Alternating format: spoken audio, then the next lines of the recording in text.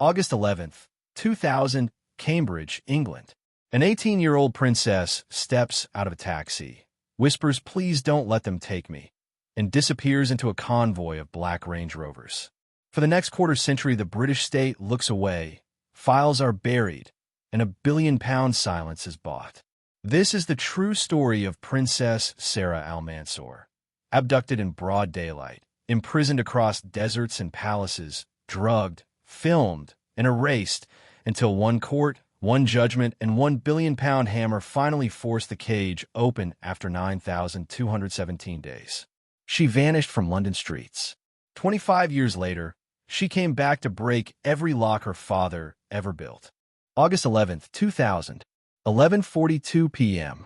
The air in Oxford, England, hangs heavy with the scent of rain-soaked cobblestones and the faint, bitter tang of spilled beer from the pub crawl that just ended. The streets of St. Giles are emptying out, umbrellas snapping shut like punctuation marks on a rowdy sentence. Laughter echoes off the ancient stone walls of the Eagle and Child, where Tolkien once nursed pints with C.S. Lewis, but tonight it's just students stumbling home, arms linked, voices slurring into the night. Princess Sara al-Mansour, 18 years old, steps out of the warmth into the drizzle, her dark hair loose for the first time in months, falling in waves that catch the street lamp glow like polished obsidian. She's wearing a simple black dress that schemes her knees, flats instead of the heels her menders always insist on, and for the first time in her life, no jewelry, no gold bracelets that could be traced, no diamond necklace that screams royalty. Her heart is pounding so hard she can feel it in her fingertips. This is it, the moment she's been planning for 142 days. Sara's eyes, deep brown like the Dubai nights she left behind, scan the crowd. Not for danger, but for escape. She's 5 feet 4 inches, slender from years of private trainers and portion control meals. But tonight her posture is straight, unbowed, the way her mother taught her to walk when cameras were watching. No cameras tonight. No guards in ill-fitting suits pretending to be tourists. Just her, alone, for the first time since she was 12. She slips into the flow of students, her breath coming in short, sharp bursts that fog the air. The plan is simple. Walk to the cab rank on Cornmarket Street. Hail a black taxi to Heathrow. Board the 5:15 a.m. flight to London Gatwick. Then a connecting train to the Home Office in Croydon, where her asylum application is already drafted. She's memorized the route, the fares, the security codes for the safe house her contact in the refugee network promised. 142 days of whispered phone calls from pay booths, coded emails through VPNs, and hidden cash stashed in the lining of her suitcase. 142 days since she first typed "how to seek asylum in the UK" into a borrowed laptop at a friend's dorm. 11:48 p.m. She turns the corner on a broad street, the spires of Magdalen College looming like silent judges. Her flats splash through a puddle, cold water seeping into her socks. She doesn't care. Freedom tastes like wet pavement and possibility. A group of girls ahead, American accents, study abroad laughter, slows to take a selfie under the lamppost. Sara falls in step behind them, close enough to blend, far enough to breathe. One of the girls turns, smiles. "You okay? You look like you've seen a ghost." Sara forces a laugh, light, practiced. "Just the rain. Heading to the cab rank." The girl nods. "Yeah, this way. Want to share?" Sara's throat tightens. "Share a cab. Share the risk." But she nods. "Sure." 12:02 a.m. The cab rank is chaos.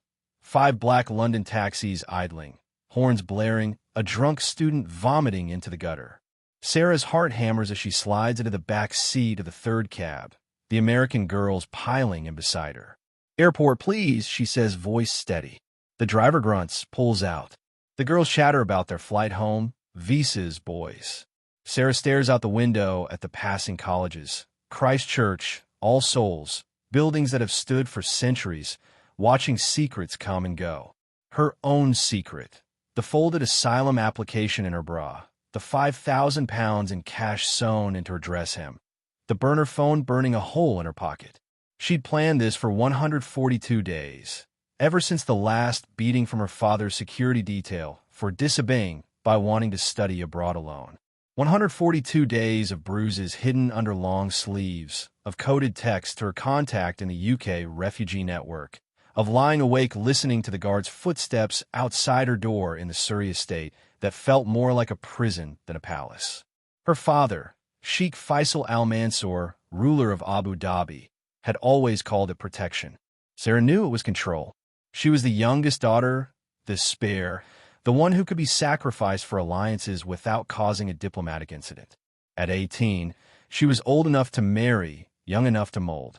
But Sara had read about the other princesses, the ones who vanished, the ones who chose to return home after time abroad. She wasn't going to be one of them. 12:17 a.m. The cab hits the A40, Oxford's Ring Road, headlights cutting through the rain like knives. The girls are asleep now, heads lolling against shoulders. Sara's burner phone vibrates once. A text from her contact. Safe house confirmed. See you at dawn. She smiles, the first real one in months. Dawn. Freedom. 12:32 a.m. The cab slows near a roundabout. Headlights flash in the rear view. Two black Range Rovers, tinted windows, no plates visible. The driver curses under his breath. Traffic's mad tonight. Sara's stomach drops. She knows those cars. Custom-plated for UAE diplomatic immunity. Her father's detail. 12:34 a.m. The Range Rovers pull alongside, boxing the cab. The lead car flashes high beams 3 times, the signal. The cab driver swerves, but the second Rover clips his bumper. Tires screech. The girls wake screaming. Sara grabs her bag, ready to run, but the cab slams to a stop on the shoulder. 4 men in black suits spill out. No badges, no guns visible, but the way they move screams authority. The driver is yanked from his seat, wallet taken, keys pocketed. Diplomatic business. One growls in Arabic accented English. The girls are herded to the side of the road. Phones confiscated, passports demanded. American tourists? The leader asks, scanning their IDs. They nod, terrified. You'll get these back. Stay put. The leader turns to Sara. Princess. Time to go home. Sara doesn't run. She can't. Not with witnesses. Not with the girls watching. She lets them cuff her wrists with soft leather restraints. Diplomatic, they call them, and lead her to the waiting Rover. The door closes with a solid thunk. The convoy pulls away at exactly 12:41 a.m. The girls stand in the rain, hugging each other, watching the taillights disappear. One of them will call the police at 1:03 a.m. The report will be filed as suspicious diplomatic incident. No follow-up, no investigation, because in 2000, UK police don't question UAE royals. 1:02 a.m. The convoy reaches Oxford Parkway Station. A private Gulfstream 4 waits on a private airstrip. Engines idling, steps down like a tongue ready to swallow her whole. Sara is marched up, wrists still bound, a black hood slipped over her head. The last thing she sees is the runway lights blurring through tears. The last thing she hears is the whine of the engines spooling up. 1:17 a.m. The plane lifts off. Sara is strapped into a leather seat. Hood removed, but the cabin lights are dimmed to red, disorienting, like being inside a vein. Her minder, a man with a salt and pepper beard and eyes like chipped flint, sits across from her. He offers water. She refuses. He sighs. Princess, you know how this ends. Your father loves you. This is for your protection. Sara spits at his feet. Protection? You've stolen my life. The man doesn't flinch. He presses a button, and the cabin fills with sedative gas. Odorless, tasteless, the same they used on escaped falcons during falconry hunts. Sara's vision tunnels. Her last thought before black. 142 days. Wasted. 4:03 a.m. August 12, 2000. 7:11 a.m. The desert sun is already a white coin hammered flat against the sky, turning the palace walls the color of bone. Inside the women's wing of the al-Mansour compound in Abu Dhabi, the air conditioning hums like a distant swarm of bees, but it can't touch the heat that has settled in Princess Sara's chest. She is barefoot on cool marble, wrists ringed with purple bruises shaped like fingerprints. The silk abaya they forced over her head smells of oud and someone else's fear. The tray of dates from last night sits untouched, ants marching in perfect formation across the silver platter. Sara hasn't slept. She has counted every tile on the ceiling, 2,847. Every bar on the window, 37. Every second since the lock clicked at 4:47 a.m. 10 hours, 24 minutes, 11 seconds. 12 seconds. 13. A key turns. The door opens just wide enough for a woman in a black niqab to slip inside. Aunt Layla, her father's youngest sister, the only one who ever dared sneak Sara English novels when she was 12. Layla sets a small paper bag on the floor, pushes it with her foot like contraband. Inside, a Nokia 3310, fully charged, no SIM, and a note in Layla's careful handwriting. Text only. They listen to calls. I love you. I'm sorry. Sara's hands shake so badly, she almost drops the phone. She types the first number she ever memorized that wasn't family. The UK refugee contact who promised the safe house in Croydon. Message sent. It took me back. I'm in Abu Dhabi. Please help. Delivered. No reply. Read at 7:19 a.m. Still no reply. She will stare at that gray tick for the next 25 years. 7:33 a.m. Two female guards enter without knocking. One carries a tray of scrambled eggs and labna. The other carries a syringe filled with clear liquid. Sara backs into the corner. What is that? Something to help you rest, princess, the older guard says, voice syrupy. Your father worries you are distressed. Sara lunges for the door. They catch her easily, pin her face down on the bed that smells of rosewater and captivity. The needle slides into the muscle of her upper arm. Cold blooms outward, then warmth, then nothing. She wakes at an unknown time. The light through the lattice is orange, sunset or sunrise. Impossible to tell. Her tongue is sand. There is a new bruise on her thigh shaped like a thumbprint. The Nokia is gone. So is Aunt Layla. She will never see her again. August 14th, 2000, London. 10:06 a.m. Greenwich Mean Time. Cambridgeshire Police Station, Parkside. Detective Sergeant Marcus Hale takes a statement from the American girl who shared the taxi. Her hands still tremble when she describes the Range Rovers, the men in black suits, the way Sara whispered, "Please don't let them take me," just before the door opened. Hale writes it all down, then makes the call that will haunt him for decades. Foreign Office. Diplomatic Protection Group. The reply comes back within 4 minutes. Stand down. UAE Royal Family Matter. No further action. The file is marked closed, national security, at 10:27 a.m. Hale tears the statement in half, then tapes it back together and locks it in his bottom drawer anyway. He doesn't know why. He just knows something is wrong. September 3rd, 2000, Abu Dhabi. Sara has been moved 3 times in 3 weeks. First the women's wing. Then a medical suite where doctors in white coats asked gentle questions about hysteria and culture shock. Now a garden villa at the edge of the palace grounds, surrounded by date palms and 12-foot walls topped with broken glass that glitters like sugar in the sun. She's allowed 1 hour outside each day, always watched by 2 guards and a nurse named Amal who measures her food and her tears with equal precision. On this afternoon, the sky is the color of a healing bruise. Sara sits on a stone bench beneath a frangipani tree, white petals drifting onto her lap like surrender notes. She is thinner, her cheekbones sharper, eyes ringed violet. She has learned the schedule. Sedative at 2200 hours. Breakfast at 7:30. Therapy session at 11 o'clock where a psychologist with a clipped British accent asks if she is ready to accept her responsibilities. She always answers the same. I'm a British resident. I want to go home. The psychologist always smiles the same thin smile and writes something in a red notebook. At 15:17 exactly, a shadow falls across the bench.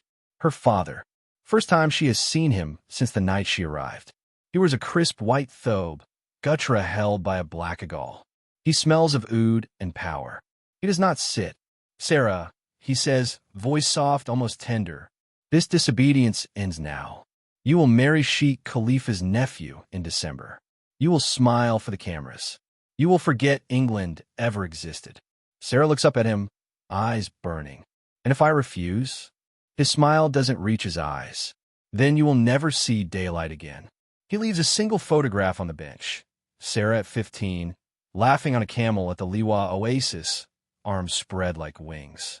On the back, in his handwriting, this girl understood gratitude. October 2000, London. The refugee contact finally replies to the smuggled text.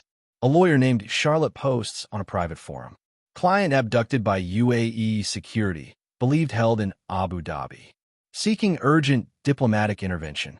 Within 48 hours the post is deleted. Charlotte's office phones go dead. Her website vanishes. She receives a single email from an anonymous account. Stop, or your family pays. She stops.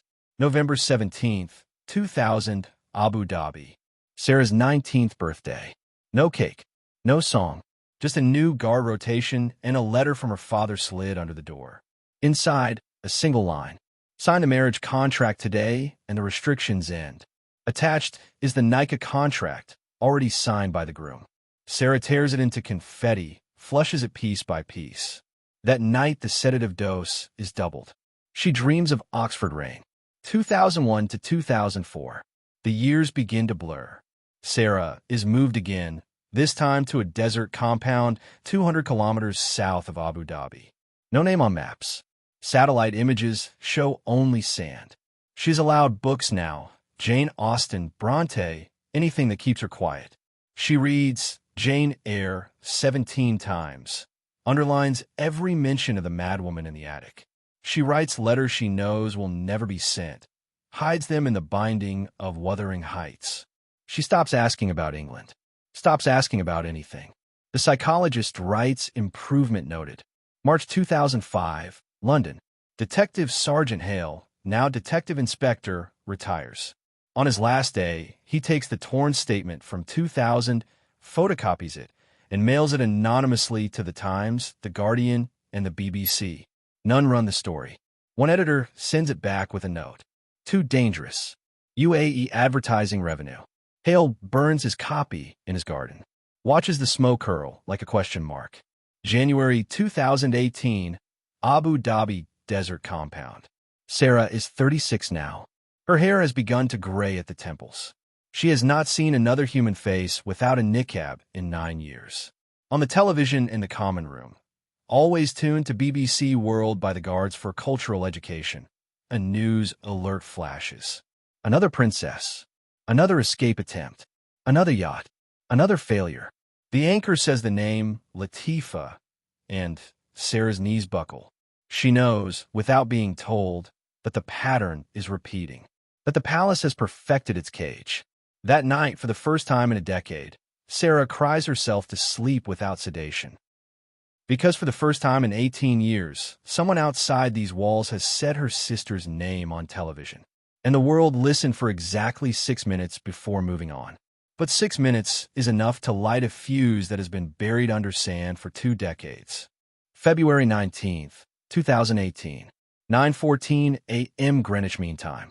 High Court of Justice, Family Division, London. Courtroom 42 is colder than usual. The heating system has been coughing since Christmas. Mr. Justice Andrew McFarlane, soon to be president of the Family Division, sits in robes the color of dried blood, listening to closing submissions in a custody battle that will soon explode into the biggest diplomatic scandal Britain has seen since the Profumo affair. The case on the surface is simple.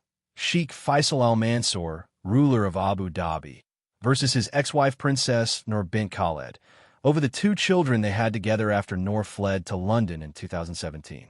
But beneath the surface, something far darker is swimming. At 9:27 a.m., a court usher walks the length of the well and places a single white envelope on the judge's bench. No stamp, no address, only 2 words handwritten in black ink on the front. For Shamsa. McFarlane frowns, glances at the parties. Counsel for the Sheikh, a silk named Timothy Adi QC, rises instantly. My lord, that item has not been served in accordance with. Sit down, Mr. Adi, the judge says quietly. He opens the envelope with a brass letter opener that looks older than the building. Inside, 4 sheets of thin, cream-colored paper, folded once. The handwriting is small, neat, unmistakably female.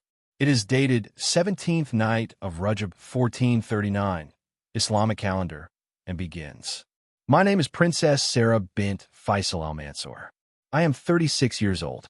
I have been held against my will in the United Arab Emirates since August 11th, 2000. If you're reading this, it means my sister Latifa's video has reached the world. Please do not let them silence us both. The courtroom is so quiet you can hear the radiator clank. McFarlane reads on, face unreadable. The letter continues for 3 pages. Exact GPS coordinates of the desert compound, 24.1974 degrees north, 54.6892 degrees east. The names of 3 doctors who administered sedatives without consent. The daily routine, 7:30 breakfast, 11 o'clock therapy, 2200 hours injection. And finally, a single sentence in capitals. I still want political asylum in the United Kingdom. The last page is a photocopy of Sara's British visitor's visa from July 2000, still valid on the date of her abduction, and a Polaroid taken in 2016. Sara is standing in a courtyard, thinner, gray at the temples, eyes fixed on the camera with the flat, 1,000-yard stare of a hostage who no longer expects rescue. At 9:41 a.m., the judge looks up. Mr. Adi, does your client have any comment on this document? Adi is already on his feet, face pale beneath the wig. My lord, the provenance of this letter is entirely unverified. Provenance. McFarlane repeats, voice like ice cracking. A woman claims to have been kidnapped from the streets of Cambridge by agents of your client 18 years ago, and your first response is to question provenance. The Sheikh's legal team requests an immediate adjournment. Denied. 10:03 a.m.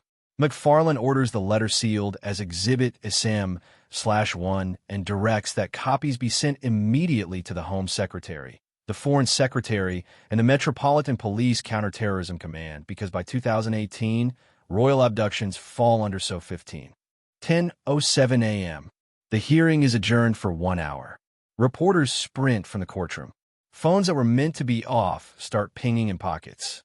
By 10:14 a.m., the first tweet lands. Judge in Dubai Princess custody battle just received bombshell letter from missing sister Shamsa. Claims held captive since 2000 #free Shamsa. March 8, 2018, Abu Dhabi, Zayed Military Hospital. Sara is wheeled into a private room on the psychiatric floor. The doctor, nervous, tells the guard she needs observation after an episode. What actually happened? One of the Filipina nurses smuggled a satellite phone for exactly 4 minutes while the guards prayed Maghrib. Sara managed to speak to a BBC Arabic producer for 87 seconds before the line went dead. The recording is only 6 words long, but they will circle the globe. My name is Shamsa. I am alive. April 2018, London. The Foreign Office receives the letter. A classified memo is circulated marked U.K. Eyes Alpha. Credible evidence that British citizen/resident Princess Sara al-Mansour unlawfully removed from UK jurisdiction in 2000 and remains subject to enforced disappearance. Recommend urgent démarche to U.A.E. The démarche is never sent. Instead, a note is added in handwriting. Trade delegation to Abu Dhabi, April 22nd.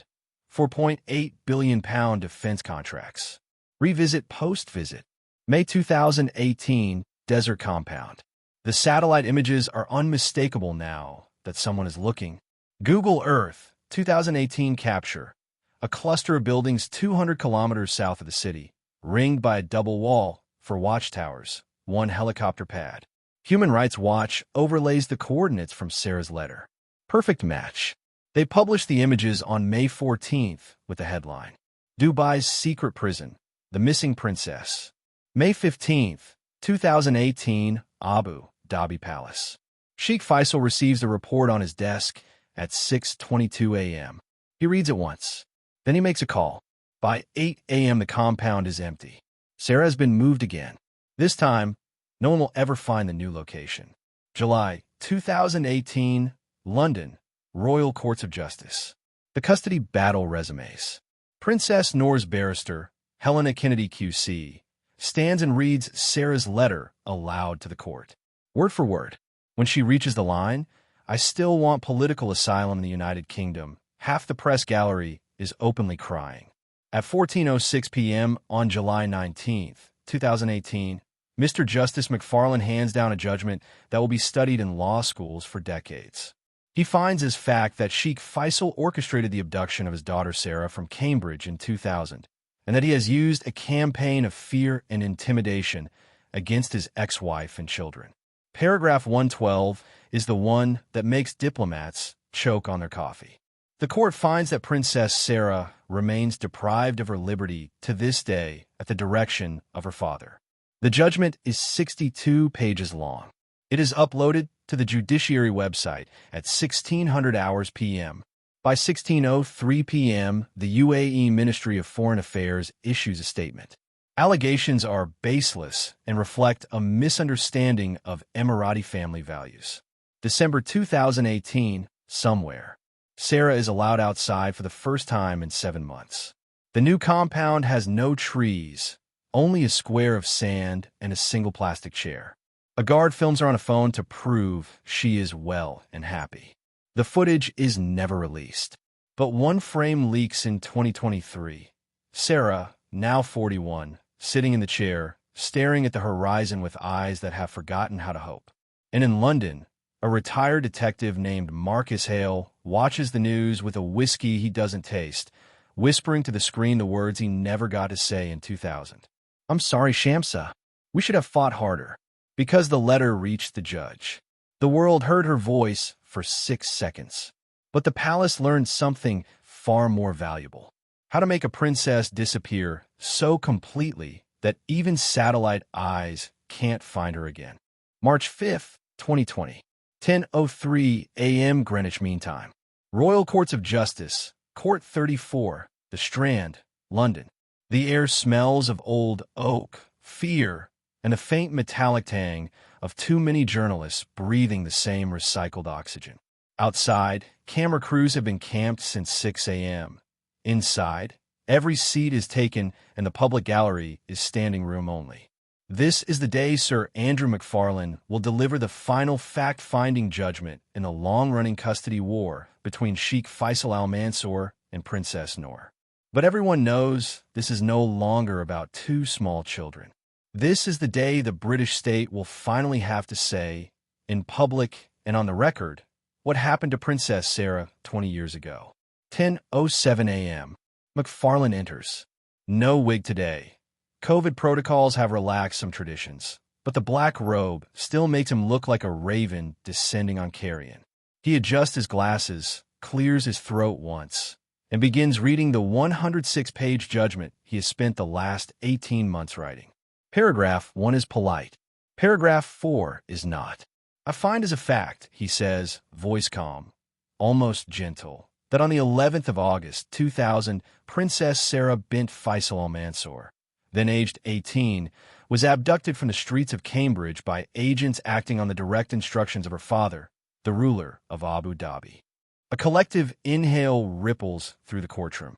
Phones that were meant to be off start vibrating in pockets.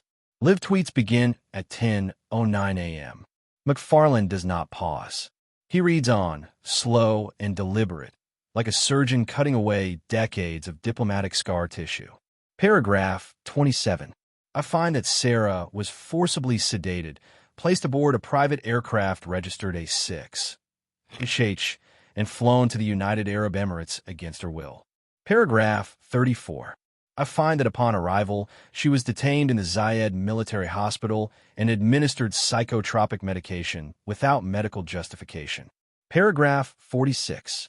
"I find that Sara has remained unlawfully deprived of her liberty for the past 20 years at one or more locations within the U.A.E., and that this deprivation of liberty continues to the present day." By paragraph 52, the U.A.E. legal team are on their feet, faces the color of wet ash, requesting an immediate stay for appeal. McFarlane looks at them over his glasses. "Sit down. I have not finished." 10:21 a.m. He reaches the part the world has been waiting for.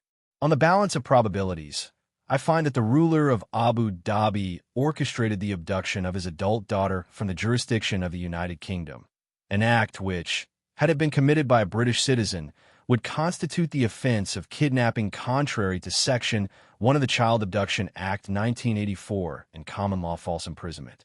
The courtroom erupts. McFarlane bangs no gavel. He simply waits, the way a man waits for a storm to pass. When silence returns, he delivers the line that will be quoted in every newspaper on earth. This court has no power to order the return of an adult woman held overseas, but it has the power to speak the truth. And the truth is that Princess Sara al-Mansour was kidnapped from a British street in broad daylight, and Britain did nothing. 10:29 a.m. The judgment is uploaded to the judiciary website. Within 6 minutes, the PDF crashes the server. By 10:41 a.m., hashtag Free Shamsa is the #1 trending topic worldwide. March 6, 2020, Abu Dhabi. Sheikh Faisal is shown the judgment at 6:14 a.m. local time. He reads it once, expressionless, then places it face down on the marble table. He makes 3 phone calls. The first is to the British ambassador in Abu Dhabi. The second is to the editor-in-chief of every major UK newspaper that still accepts U.A.E. advertising. The third is to the head of palace security. By sunset, every known photograph of Sara older than age 18 has been scrubbed from existence. March 9, 2020, London. The Foreign Secretary is summoned to the Commons. Labour MP Layla Moran stands and asks the question the entire country is screaming. Will the Foreign Secretary confirm that a British resident was kidnapped from Cambridge in 2000 and that successive governments have covered it up for 20 years in exchange for arms deals and oil? The Foreign Secretary's reply is 4 words long. I refer the Honourable Lady to the judgment of Mr. Justice McFarlane. March 12, 2020, somewhere in the U.A.E. Sara is moved again. This time the convoy is 6 black SUVs and a medical helicopter. She is sedated before she even sees daylight. When she wakes, she is in a room with no windows and soft walls the color of institutional green. A television is bolted high in one corner, permanently tuned to Emirati state news. On March 15th, it shows brief footage of her father laying a wreath at the Sheikh Zayed Grand Mosque. He looks directly into the camera for 3 full seconds. Sara understands the message. I still decide when you breathe. April 2020, London. The pandemic locks the world down, but it cannot lock down the truth.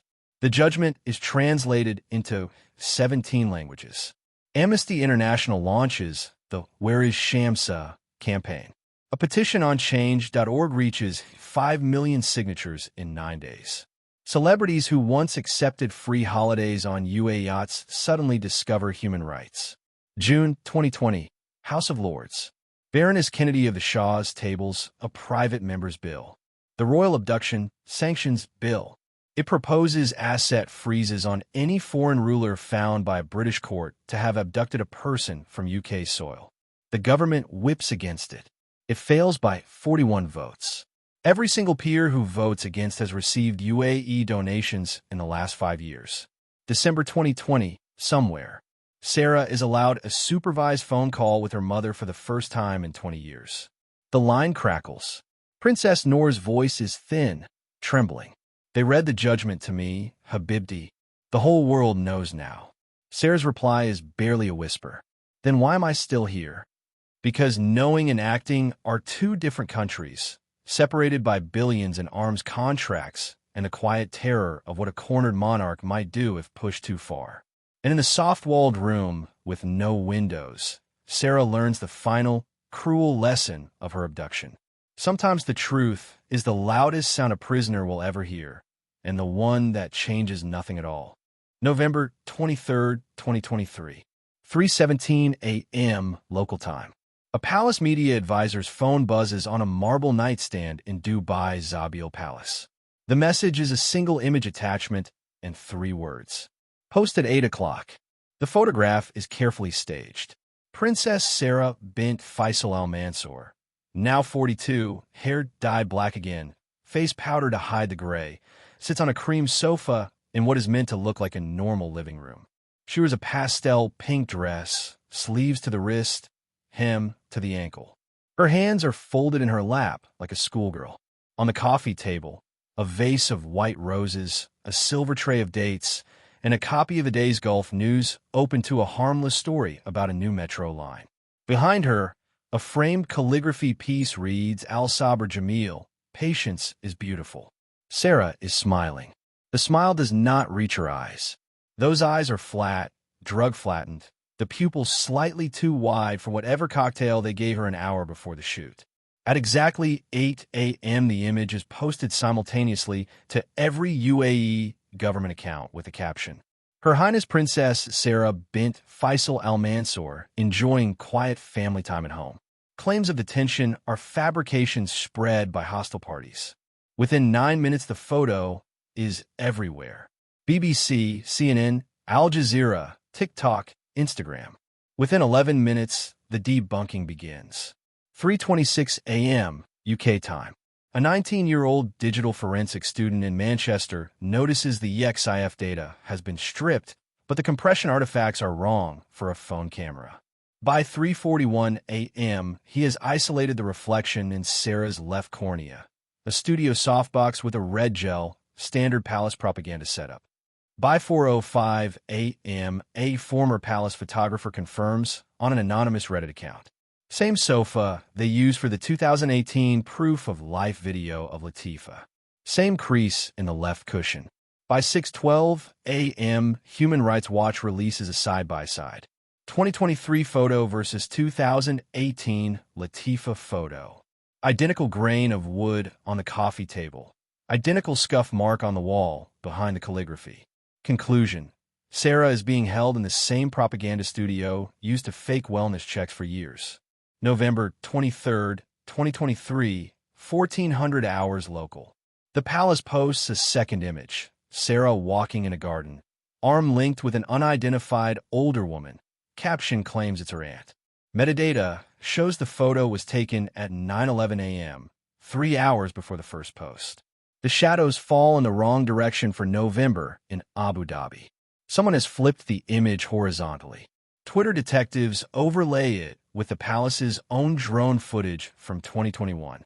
The garden is a 12 by 15 meter indoor courtyard with artificial grass and a painted sky backdrop.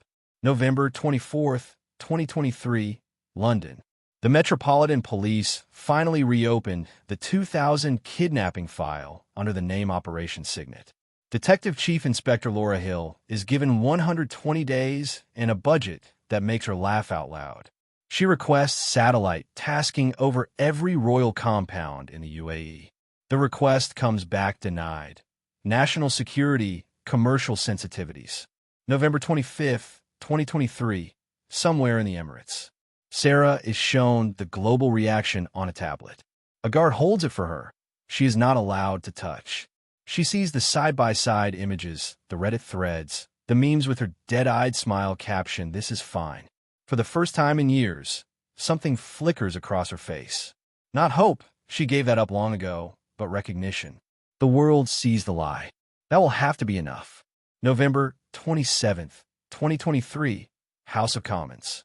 Labour MP Chris Bryant stands under privilege and reads out the palace captions verbatim, then says, Mr. Speaker, the ruler of Abu Dhabi has just used British social media platforms to broadcast a stage hostage photograph, while the British government continues to sell him sniper rifles. Is this what we have become? The Minister for the Middle East responds that the government is monitoring the situation. November 28, 2023, Dubai, Jumeirah. A Filipina maid who once smuggled Sara a phone in 2018 is arrested at Dubai airport, trying to board a flight to Manila. Her luggage contains nothing but clothes and a rosary. She will be deported within 6 hours and never heard from again. December 1st, 2023, Geneva. The UN Working Group on Enforced or Involuntary Disappearances issues an urgent appeal. Credible new evidence that Princess Sara al-Mansour remains subject to enforced disappearance 23 years after her abduction from the United Kingdom. The UAE delegation responds that the princess is a private citizen enjoying family life and accuses the UN of Islamophobia. December 3, 2023, London, Portcullis House. DCI Hill briefs the Home Affairs Select Committee in closed session. Leaked minutes will surface in 2025. Current satellite coverage confirms a female matching Princess Sara's height and gait pattern inside the Zabil Palace compound on November 29, 2023. Thermal imaging shows she is kept in a windowless annex measuring approximately 6 by 8 meters. We believe this is the same location used for the stage photographs. The committee asks what can be done. Hill's answer is one sentence. Without political will, nothing. December 5, 2023, the studio again. They make Sara record a video this time. She wears the same pink dress. It has not been washed. There's a faint stain under the arm. A teleprompter scrolls in Arabic. She reads in a voice that has forgotten how to rise and fall. I am happy. I am with my family. All previous claims were lies spread by enemies of my country.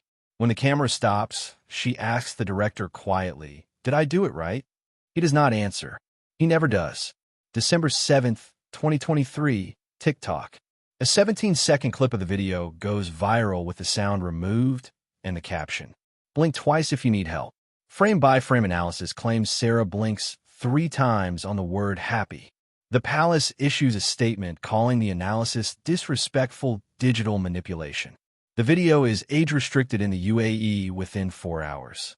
And somewhere behind painted skies and softbox lights, Sara sits on the same sofa, hands folded exactly as they were on November 23rd, waiting for the next photograph that will prove she is fine. Because in 2023, the palace has learned a new trick. The louder the world screams hostage, the more they flood the internet with smiling proof that she is not. And every pixel of that proof is another brick in a prison the world can see perfectly, but still refuses to break. November 10th, 2025, 9:02 a.m. Greenwich Mean Time. Old Bailey, Court 1. The public gallery is full for the first time in years. Not with journalists, they were barred after the 3rd threat, but with ordinary people who queued from 4 a.m. clutching printed copies of the 2020 judgment like rosaries. This is not a criminal trial. It is a restitution hearing under the Proceeds of Crime Act 2002, POCA, civil jurisdiction, no jury, 1 judge, Mrs. Justice Eleanor Mayhew, the same woman who froze £453 million of Sheikh Faisal's London assets in March 2025 after the High Court finally declared Sara's abduction and 25-year detention an act of state-sponsored kidnapping on British soil. The Sheikh is not present. He has refused to attend any hearing since 2020. Instead, a phalanx of silks in 10,000-pound wigs sits in a row like black crows, arguing that freezing a sovereign ruler's assets violates centuries of precedent. Mayhew is having none of it. 9:17 a.m. She begins reading her ruling in a voice that could slice marble. Between August 2000 and November 2025, Princess Sara bint Faisal al-Mansour was subjected to unlawful deprivation of liberty for a total of 9,217 days. Using the guideline rate for false imprisonment damages established in Thompson v. Commissioner of Police, 2014, adjusted for inflation and aggravated by the extreme nature of the captivity, this court assesses compensatory damages at £127,000 per year of liberty lost. She pauses, lets the silence stretch. That amounts to £1,172,459,000. £1,172,000,000. Gasps ripple through the gallery. One of the silks actually drops his pen. 9:21 a.m. Mayhew continues. Further, the court finds that the ruler of Abu Dhabi used UK financial institutions to launder funds derived from human rights abuses, including the detention of Princess Sara and at least 2 other adult daughters. Accordingly, the restraint order made on March 14, 2025 is converted into a confiscation order in the sum of £1.453 billion to be paid into a ring-fenced restitution fund for Princess Sara and any other victims identified by the Metropolitan Police. 9:24 a.m. She looks directly at the Sheikh's lead counsel. Your client has 90 days to pay.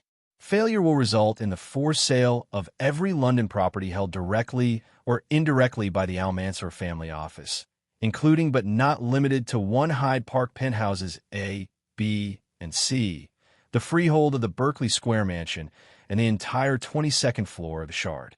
9:27 a.m. The final blow. Furthermore, this court directs that £50 million of the fund be paid immediately into an escrow account controlled by Princess Sara's nominated solicitors in London, to be released upon proof of her safe arrival on British soil. The message to the ruler is clear. Money can buy many things, but it cannot buy another day of his daughter's freedom. Outside, the crowd erupts. Someone starts singing Jerusalem. Someone else starts crying. November 11th, 2025, Abu Dhabi, 1:14 p.m. local. Sheikh Faisal receives the judgment on an iPad in his majlis. He reads it twice. Then he does something no one has seen in 40 years. He throws the iPad against the wall so hard the screen spiderwebs like ice. November 12th, 2025, Zabil Palace, Propaganda Studio. Sara is brought in at dawn. No makeup this time. No pink dress. Just a plain gray abaya and the same dead eyes. They sit her on the familiar cream sofa. A new teleprompter scrolls. I'm happy. I do not want British money. I wish to remain with my family. Sara stares at the words for a long time. Then, very deliberately, she looks straight into the lens and says, in perfect, unhurried English, "My name is Sara al-Mansour. I have been a prisoner for 25 years.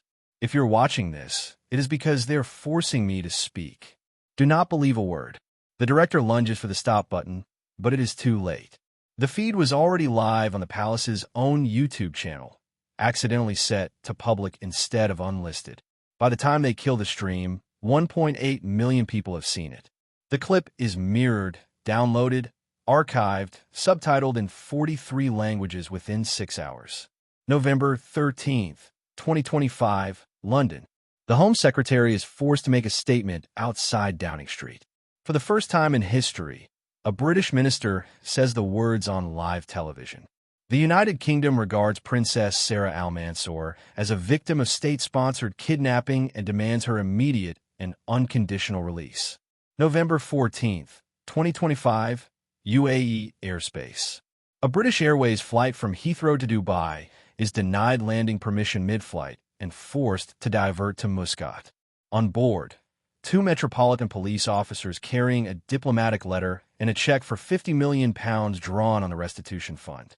November 15th, 2025, somewhere over the empty quarter. A blacked-out Gulfstream G650 with the registration A6. Royal takes off from a private airstrip at 2:11 a.m. local. Flight plan filed. Destination unknown. Satellite tracking loses it over the rub. Al-Khali, 37 minutes later.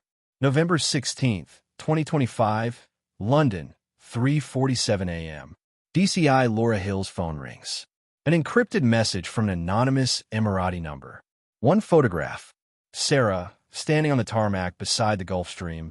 No hood, no restraints, hair loose in the desert wind. She is looking directly at the camera. For the first time in 25 years, she is smiling, small, exhausted, but real. The caption underneath the photo is only 5 words. Tell Britain I am coming. Because sometimes it takes a billion-pound hammer to crack a 25-year cage. And sometimes the cage finally realizes the door was never locked from the inside. November 16th, 2025. 22:41 Gulf Standard Time. Rub al-Khali, 180 kilometers southwest of Liwa Oasis. The temperature has fallen to 11 degrees Celsius. The sand still holds the day's heat like a dying coal, but the wind that schemes the dunes is sharp enough to cut skin. A single convoy, 3 black Land Cruisers and 1 white medical sprinter, moves without lights across the virgin dunes. No GPS, no satellite phones, only the stars and a driver who has crossed this emptiness since childhood. In the back seat of the middle cruiser, Princess Sara bint Faisal al-Mansour sits upright, hands cuffed in front with soft leather restraints that smell new. She is wearing a plain black abaya and a white medical mask pulled down under her chin. Her hair, undyed now, threaded with silver, is loose for the first time in 2 decades. She has not spoken since they left the hidden airstrip at 1903. She is afraid that if she speaks, the moment will shatter. Beside her sits Colonel Mahmoud al-Romathi, head of palace security for 23 years, the man who personally placed the hood over her head in Oxford in 2000. Tonight he is unshaven, eyes red, uniform jacket unbuttoned. In his lap is a satellite phone that has not rung once. He has been told what will happen if it does. 23:07. The convoy crests a high dune and stops. Engines cut. Silence, so complete Sara can hear her own pulse. Colonel Mahmoud finally speaks. Voice hoarse, almost human. Your father has agreed to the British terms. You will be flown to Muscat, then on to London. The money is already moving. He pauses, swallows. I am sorry, Princess. For everything. Sara turns to look at him. Moonlight catches the wet on his cheeks. She says the first words she has spoken in the open desert in 25 years. You're not sorry. You are afraid. 23:19. The rear door opens from the outside. 2 men in Omani military uniforms. No rank slides, gesture for her to step down. The sand is cold on her bare feet. She stumbles. One of the soldiers catches her elbow. His grip is gentle. She realizes it is the first voluntary human touch she has felt since 1999. The colonel stays in the cruiser. He does not get out to say goodbye. 23:27. A Bell 525 helicopter rises out of the darkness to the south. Navigation lights off, flying nap of the earth. It lands 30 meters away, rotors whipping the sand into a brief, blinding storm. A woman in a Royal Air Force flight suit jumps out. Squadron leader Amira Khan, British-born, seconded to the Omani Air Force for exactly this night. She salutes no one, walks straight to Sara, and wraps her in a thermal blanket that smells of jet fuel and freedom. Princess Sara, she says in perfect Arabic, my name is Amira. I'm taking you home. Sara's knees buckle. Amira catches her, holds her up the way you hold someone who has forgotten how to stand. 23:34. The helicopter lifts. Sara is buckled into the jump seat, headset on. Through the open door, she watches the convoy turn into 3 tiny black insects crawling back toward the U.A.E. border. Colonel Mahmoud never looks up. 23:41. They cross into Omani airspace. The pilot flips a switch, and the cabin floods with soft white light. Amira hands Sara a British passport, brand new, stiff, the gold crest still sharp. Inside, name, Sara bint Faisal al-Mansour. Place of birth, Abu Dhabi. Nationality, British protected person. Date of issue, November 16th, 2025. Valid until November 16th, 2035. Sara opens it, closes it, opens it again. She runs her thumb over the laminated photo, taken from the leaked 2023 hostage video, but the eyes are alive now. 23:58. The helicopter banks northwest over the Arabian Sea. The pilot's voice crackles in the headset. Princess, we are 180 nautical miles from Muscat. ETA, 53 minutes. After that, RAF Akrotiri, then Brize Norton. You will be on British soil by breakfast. Sara looks out the window. Below, the moon has painted a silver road across the black water. She whispers, so quietly only Amira hears. I used to dream the sea would be this color when I escaped. I thought I would remember how to cry. Amira reaches across, squeezes her hand once. No words. None are needed. November 17th, 2025. 017 Gulf Standard Time. 2017 Greenwich Mean Time. November 16th. The satellite phone in the abandoned cruiser finally rings. Colonel Mahmoud answers on the third tone. The voice on the other end is calm, almost kind. Is it done? Yes, Your Highness. A pause long enough to bury 25 years. Then you know what comes next. The line goes dead. Mahmoud drops the phone into the sand, puts the cruiser in drive, and heads deeper into the empty quarter. By morning, the dunes will have erased every tire track. By nightfall, no one will ever find him. 029. High over the Gulf of Oman, Sara removes the medical mask, folds it neatly, and places it in the pocket of the flight suit Amira gave her. She closes her eyes. For the first time since she was 18 years old, no one is watching her sleep. And somewhere beneath her, the desert that swallowed her screams for a quarter-century, finally, reluctantly, lets her go. November 17th, 2025. 6:22 Greenwich Mean Time. RAF Breise Norton, Oxfordshire. The C-17 Globemaster 3 touches down with a shudder that shakes loose 25 years of sand from Sara's bones. The runway is wet, the sky the color of gunmetal, and the wind that whips across the tarmac smells of diesel and damp grass. The smell of England in November. No red carpet, no cameras, just a single black Jaguar XJ with tinted windows waiting at the apron, engine idling, exhaust curling like cigarette smoke. Squadron leader Amira Khan helps Sara down the air stair, one arm around her waist, the other holding the British passport like a talisman. Sara is still in the borrowed flight suit, too big in the shoulders, too stiff in the legs, but it feels like armor. Her bare feet touch English soil for the first time since she was 18. She bends down, presses her palm flat against the asphalt, feels the cold seep into her skin. It burns. Amira kneels beside her. "You can cry now," she whispers. Sara shakes her head. "Not yet. I want to remember this feeling first." 6:41. The Jaguar pulls into a private hangar, away from the main terminal. Inside, a small conference table, 3 folding chairs, and 2 women waiting. The first is DCI Laura Hill, now Chief Inspector, hair graying at the temples but eyes still sharp as flint. The second is Charlotte, the lawyer from 2000 who never stopped fighting, now 68, her once dark hair silver but her voice still like a blade. Charlotte stands first. She's the only one who knew Sara by name, not title. The only one who remembers the girl who loved Jane Austen and wanted to study law at Oxford. She crosses the hangar in 3 strides and pulls Sara into a hug that smells of lavender and legal briefs. Sara stiffens.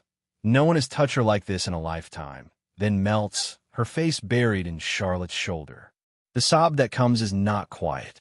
It is a dam breaking after a quarter-century. Charlotte holds her until it passes, then steps back, holds Sara at arm's length, and says simply, "You're home, love. You made it." 7:03. Over tea, proper English breakfast tea, strong as nails, with milk and 2 sugars exactly how Sara used to take it. They brief her. Hill first. The judgment stands. £1,172,000,000. Faisal has 34 days to pay or lose every London asset. We've got So-15 watching the borders, GCHQ monitoring communications. He can't touch you here. Charlotte adds the legal scaffolding. Asylum granted retroactively to August 11th, 2000. British citizen by naturalization. Protected person status. He sends anyone after you. They're arrested on UK soil for kidnapping. Sara sips the tea. It tastes of rain and rescue. She asks the question they've been dreading. What did I miss? Hill exchanges a look with Charlotte. The compound, Hill says quietly. After your video in 2023, we got thermal. 8 heat signatures. Women. All the same size as you. Sara's cup stops halfway to her mouth. Sisters? Hill nods. We think so. No names. No faces. But they're there. Sara sets the cup down. Her voice is steel. Then I'm not done. November 17th, 2025. 14:22 Greenwich Mean Time. New Scotland Yard, room 9/14. The room smells of instant coffee and printer toner. 16 analysts, 3 whiteboards, and a wall of photographs. Every known image of every missing al-Mansour daughter since 1995. Sara sits at the head of the table, still in the flight suit, hair unwashed, eyes burning. She points to a grainy satellite image from 2021. There, the annex. Windowless. That's where they keep us when they want to break us. Hill marks it with a red pen.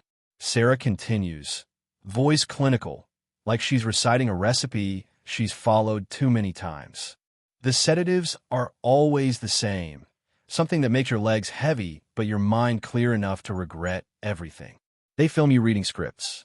They post the videos on channels no one watches. but they have the originals time-stamped to show they tried. An analyst, young, nervous, asks the question everyone wants to. How do we get them out? Sara looks at her, really looks, and sees the girl she used to be. You don't. They have to walk out themselves. But you can give them the map. November 18th, 2025. 9 o'clock Greenwich Mean Time. The Guardian offices, King's Place. The headline is already written, but Sara wants to read the draft. Princess Shamsa, the 25-year disappearance that broke Britain's silence. She reads it twice, then adds one line in the margin in her own handwriting. They're still there. Don't forget them. The editor, a woman named Emma, nods. We won't. Sara closes the paper. Make sure the world doesn't either. November 19th, 2025. 6:14 a.m. Greenwich Mean Time. Sara's new flat in Notting Hill, safe house, bulletproof glass, panic button in every room. She wakes to the sound of rain on the window, the first rain she has heard in freedom. It sounds like Oxford. She stands at the glass, watching cars splash through puddles, people hurrying with umbrellas like black mushrooms. For the first time in 25 years, she is alone and unafraid. At 6:22 a.m. her phone rings, the number she never thought she would hear again. Aunt Layla, voice thin as smoke. Sara? Is it really you? Sara's throat closes. She manages one word. Yes. Layla sobs. I never stopped looking. I buried phones in the garden. I wrote letters I burned. I told everyone you were alive. Sara presses her forehead to the cold glass. And now, Layla's voice hardens. Now we get the others. Sara smiles. The first real one in a lifetime. Send me the list. The call ends at 6:37 a.m. Sara dresses in jeans and a sweater. Normal clothes, chosen by her, not a minder. She steps out into the rain, tilts her face to the sky, lets it wash away the desert. And somewhere, in a windowless room half a world away, another door begins to creak open. Because one princess who wouldn't stay silent has just become the key to 25 years of cages. And the first lock she will pick is not her own.